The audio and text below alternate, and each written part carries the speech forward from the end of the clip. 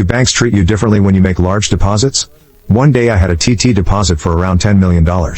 A few hours later I got a call from a personal banker asking if he could come around and buy me a coffee.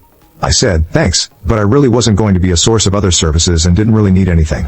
He eventually said I'd do him a big favor if I would let him buy me coffee, otherwise he'd get in trouble with his boss.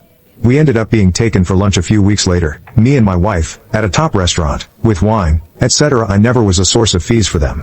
Another day, at a different bank, I walked in with a check for $850,000. It was a handwritten check because I was transferring some money from one of my entities to another, and I was dressed like I'd just come from the beach, shorts, old t-shirt, sandals. The counter guy looked at the check and said $850? I said yep. He pressed a few buttons and gave me a receipt which I stuffed in my pocket. When I got home a few hours later, I happened to glance at the receipt. Yep, you guessed it, $850. This was late on a Friday afternoon, too late to ring the branch. Over the next couple of days,